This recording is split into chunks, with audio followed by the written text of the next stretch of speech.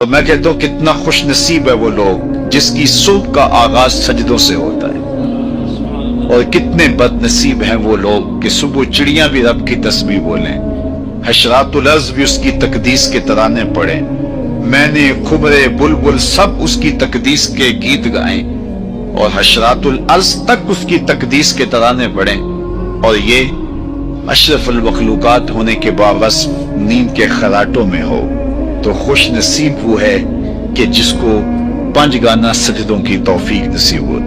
قیامت کے دن اللہ تعالیٰ جل شانہ اپنے حضور بندوں کو سجدہ ریز ہونے کا حکم دے گا۔ آج کوئی سجدہ کرتا ہے یا نہیں کرتا تو اس دن نہیں چاہے گا کہ میں سجدہ نہ کروں، اس دن تو وہ جھکنا چاہے گا، لیکن بے نمازی کی کمر اکڑ جائے گی، آرزو رکھنے کے باوجود وہ سجدہ ریز نہیں ہو سکے گا۔ اور آپ جانتے ہیں قیامت کے دن جس صف میں نمرود، فرعون، حامان، قارون دشمنان خدا کھڑے ہوں گے، اس صف میں بے نمازی کو کھڑا کر اللہ، کوئی شخص یہ گوارا کرتا ہے جہاں اللہ اس کے رسول کے دشمن کھڑے ہوں میں بھی وہاں، اور اس صف پہ رحمتیں نہیں لعنتیں برس رہی ہوں، تو کیا بد نصیبی ہوگی ان لوگوں کے لیے جنہیں سجدوں کی توفیق نہیں۔ میں بار بار کہتا ہوں کہ جب اللہ کسی سے ناراض ہوتا ہے رزق نہیں چھینتا، آب و دانہ بد نہیں کرتا، چاند سورج کو اس کے آنگن میں روشنی ڈالنے سے روکتا نہیں، ہواؤں کو آکسیجن کو نہیں روکتا۔ جب اللہ کسی سے ناراض ہو جاتا ہے سجدے کی توفیق چھین لیتا، اسے اپنے حضور جھکنے کی توفیق نہیں دیتا، تو اس کی جناب سے سجدوں کی توفیق مانگو۔ خوش نصیب ہیں وہ لوگ جو اپنی زندگی کو سجدوں سے آباد رکھتے ہیں۔ زندگی آمد برائے بندگی، زندگی بے بندگی شرمندگی۔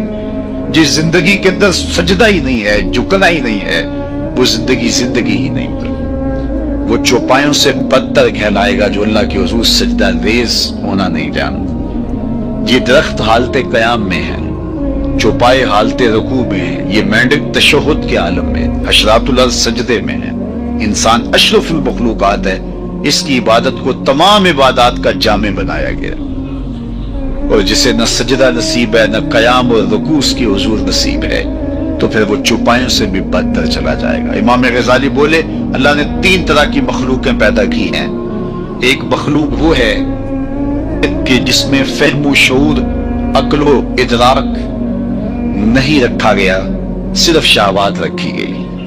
ایک مخلوق وہ ہے جس میں شہوات نہیں رکھی گئی، فہم و ادراک رکھا گیا۔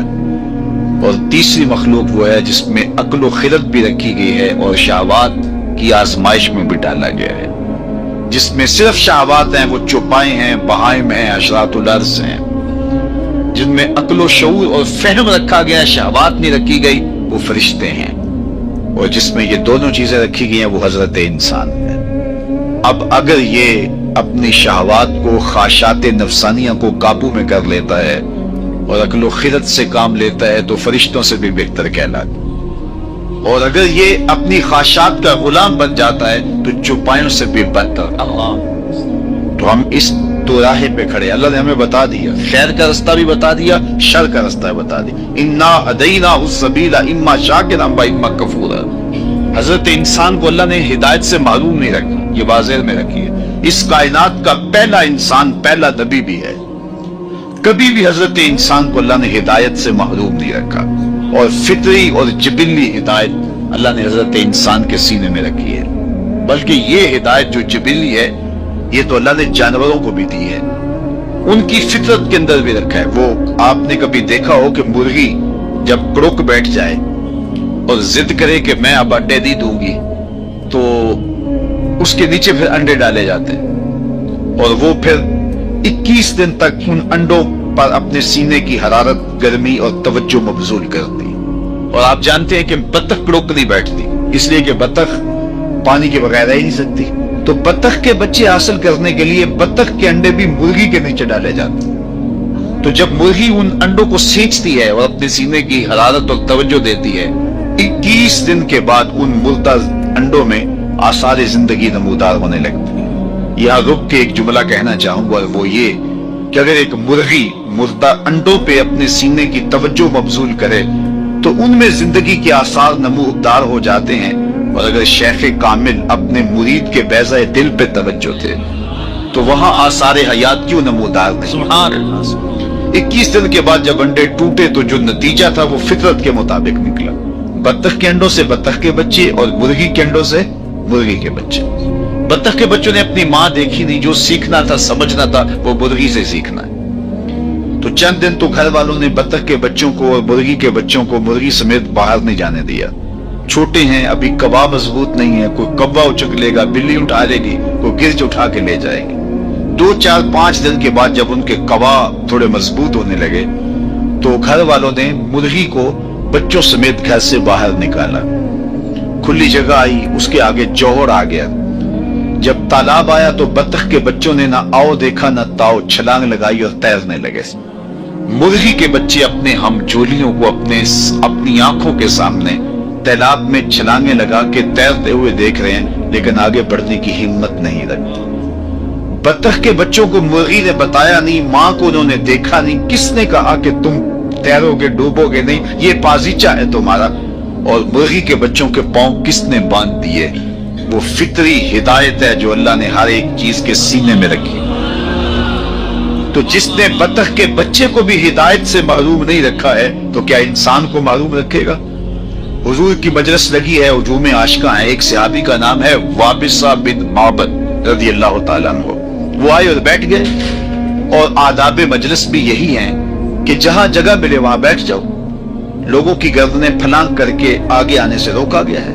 صدر مجلس کو اختیار ہے کسی حکمت کے تحت کسی کو آگے بلانا چاہے تو وہ ایک امر آخر ہے، اور جہاں حضور ہوں گے وہاں صدر مجلس کوئی اور تو نہیں ہو سکتا۔ اب آقا کریم بیٹھے تھے، وابصہ بن معبد آئے اور پیچھے بیٹھ گئے، تو میرے حضور نے کہا ادنو یا وابصہ، وابصہ دور بیٹھے ہو، نیڑے آ جاؤ۔ وہ اٹھے تو قریب آ گئے۔ حضور نے پھر فرمایا وابصہ اور قریب آ جاؤ، حضرت وابصہ اور قریب آ گئے۔ تیسری مرتبہ پھر فرمایا وابصہ اور نیڑے آ جاؤ۔ حضرت وابصہ خود کہتے ہیں میں اپنے مقدر پہ قربان جاؤں، میں اتنا نیڑے ہوا، اتنا قریب ہوا کہ میرے گھٹنے حضور کے گھٹنوں سے چھونے لگے۔ جب اتنا قریب آ گیا نا تو حضور نے مجھے پوچھا وابصہ کوئی سوال پوچھنے آئے ہو؟ میں نے کہا جی حضور میں سوال پوچھنے آیا ہوں۔ کہا وابصہ جو پوچھنے آئے ہو پوچھو گے یا بتاؤں کیا پوچھنے آئے ہو؟ لوگ تو ترازو گاڑ کے بیٹھ گئے نا۔ میں تو کہا کرتا ہوں ڈٹھے ورق قرآن دے پھول سارے، تیری شان جیا نہیں کوئی اور ڈٹھا، تیری شان دا کرے مقابلہ جیڑا انہوں عاشقاں اصلی چور ڈٹھا، کوئی نور آکھے کوئی بشر آکھے، پیدا رات دنے ایہو شور ڈٹھا، اللہ والے گل مکا دیتی تساں ہور ڈٹھا اساں ہور۔ تم نے حلیمہ کی بکریوں کے پیچھے پیچھے دیکھا ہے، سدرہ پر جبریل کے آگے آگے نہیں دیکھا۔